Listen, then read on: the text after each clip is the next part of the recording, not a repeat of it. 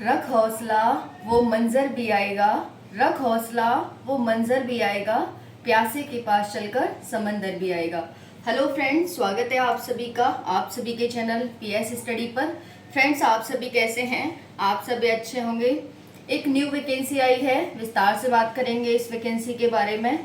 Most important vacancy है, चलिए देखते हैं। फ्रेंड्स, एसएससी सीएचएसएल जिसे कंबाइंड हायर सेकेंडरी लेवल कहते हैं, इसमें वैकेंसी आई है 2023 में। और फ्रेंड्स, आप ये जानते हैं कि एसएससी सीएचएसएल सीजीएल ये साल में कम से कम 2 बार भर्तियां आती हैं। हालांकि इस जो ये भर्ती है जो अब आई है, इसमें 4000 पोस्ट पर भर्ती आनी थी, लेकिन फिलहाल में अभी 1600 लगभग पोस्ट पर वैकेंसी आई है। क्लियर हो गया? तो चलिए बात करेंगे कितनी टाइप की इसमें पोस्ट हैं, क्या क्वालिफिकेशन है, क्या एज है, फी क्या है, आपका सिलेबस क्या क्या होगा, सिलेक्शन प्रोसेस क्या क्या होगा, सारी जानकारी आपको देंगे। कट ऑफ कितनी जाएगी यहाँ तक भी आपको बताएंगे। तो फ्रेंड्स, अगर आप चैनल पर न्यू है तो चैनल को सब्सक्राइब कर लें, ज़्यादा से ज़्यादा वीडियो को लाइक एंड शेयर करें। फ्रेंड्स, आप सभी वीडियो को शेयर करने में, लाइक करने में बहुत ज़्यादा कंजूसी कर रहे हैं, कुछ नहीं जाता है आपका, ठीक है। इससे थोड़ा सा ये होता है कि मुझे मोटिवेशन मिलता है, तो मोटिवेशन अपना बरकरार रखें, अपना बनाए रखें, ठीक है। चलिए स्टार्ट करते हैं। 11 मई 2023 टोटल पोस्ट, कितनी पोस्ट पर ये वैकेंसी आई है? तो फ्रेंड्स, जो ये पोस्ट है वो 1600 प्लस पोस्ट है, क्योंकि 1600 पोस्ट तो सिर्फ किसके लिए आई है? 1600 पोस्ट है वो आई है आपकी यहाँ पर, एक मिनट, यहाँ पर जो है 1600 पोस्ट एलडीसी और पोस्टल असिस्टेंट के लिए हैं 1600। बाकी जो आपका डीईओ है यानी डाटा एंट्री ऑपरेटर है, उसकी वैकेंसी के बारे में कोई भी जानकारी नहीं दी गई। इसका मतलब जो ये वैकेंसी है वो 1600 प्लस पोस्ट पर आई है। अप्लाई डेट कब से है? तो आप अप्लाई कर सकेंगे इसमें 9 मई से 8 जून के बीच। 9 मई से 8 जून के बीच आप इसमें अप्लाई कर सकते हैं। नेक्स्ट है फ्रेंड्स करेक्शन डेट, यानी आप फॉर्म फिल करते हैं और कोई भी आपसे गलती हो जाती है तो क्या मैम इसमें करेक्शन डेट भी है? हाँ जी फ्रेंड्स, इसमें करेक्शन डेट भी है, आप अपने फॉर्म में करेक्शन भी कर सकते हैं ताकि आप एसएससी जीडी की तरह कोई भी गलती ना करें। क्लियर? तो करेक्शन डेट भी है इसमें 14 और 15 जून को आप करेक्शन कर सकेंगे।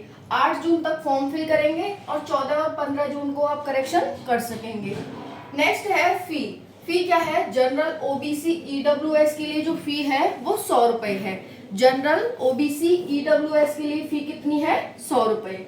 वहीं पर एज क्या है? एज है आपकी 18 से 27 वर्ष। फ्रेंड्स, जनरल ओबीसी ईडब्ल्यूएस 100 रुपए फी, तो फिर मैम एससी एसटी फीमेल के लिए कोई भी फी नहीं है। अगर आप साइबर कैफे से भरेंगे तो वही आपसे 100 रुपए ले सकता है, अदरवाइज कोई भी फी फॉर्म के लिए फिल नहीं करनी है आपको। क्लियर?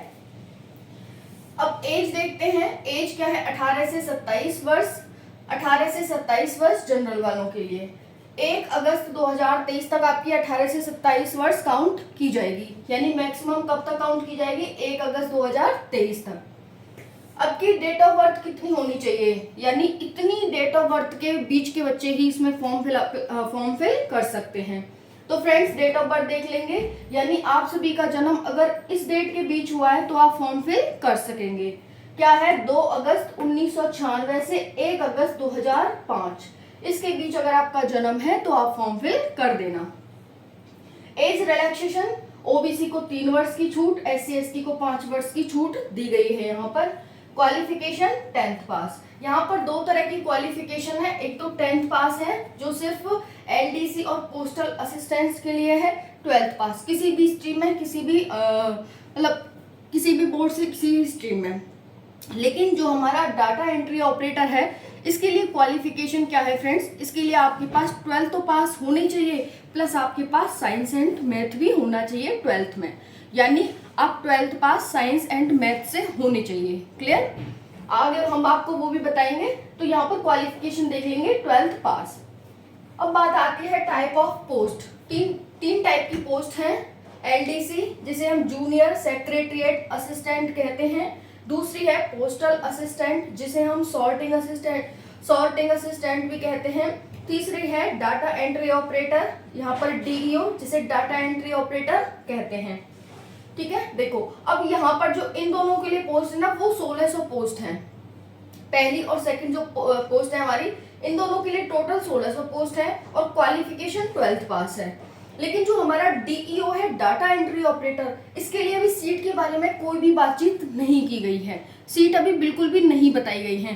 तो अभी हम यही मान के चल रहे हैं कि 1600 पोस्ट है, इस पे कितनी आएंगी अब हमें नहीं पता, इसलिए हम कुछ कह नहीं सकते।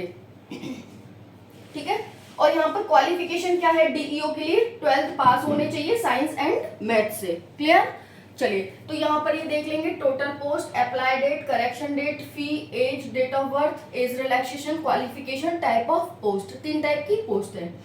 अब फ्रेंड्स आपका एग्जाम मोड कैसा होगा, कैसे, ऑफलाइन होगा ऑनलाइन होगा, तो ऑनलाइन होगा आपका एग्जाम। कैसे, ऑनलाइन, किस पे होगा, कंप्यूटर पे, जिसे हम सीबीटी कहते हैं।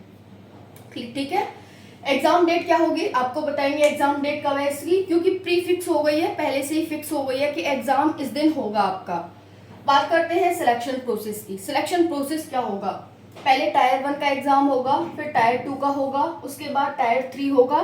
टायर 3 में skill test and typing test होगा, skill test and typing test, इसी को हमने part A and part B में बांट दिया है।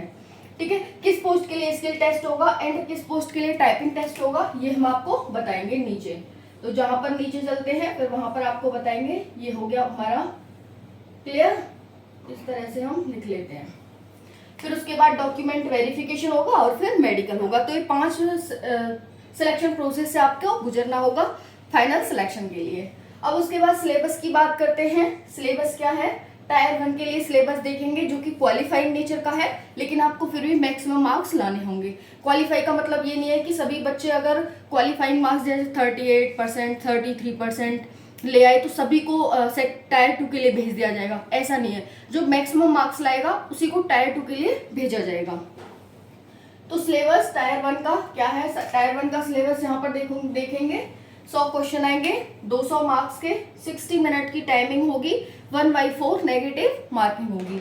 1/4 यानी एक क्वेश्चन 2 मार्क्स का होगा तो 1/4 कितना हो जाता है, 0.50। ठीक है, चलिए अब देखो जीके जीएस से 25 क्वेश्चन, बेसिक इंग्लिश से 25 क्वेश्चन, रीजनिंग से 25 क्वेश्चन, मैथ से 25 question.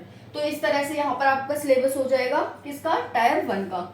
GK GS 25 question, basic English 25 question, reasoning 25 और मैथ्स 25। अब बात करते हैं टायर 2 की। टायर 2 है जैसा कि देखा आपने, टायर 1 के बाद टायर 2। इसमें क्या क्या आएगा, इसमें देखो सेक्शन, ये आपको सेक्शन दिखाई देगा, सेक्शन फर्स्ट। ठीक है, इसमें सब्जेक्ट दिखाई देंगे आपको, सब्जेक्ट, यहाँ पर ये क्वेश्चंस, ये मार्क्स है, ये नेगेटिव मार्किंग है और ये टाइमिंग है।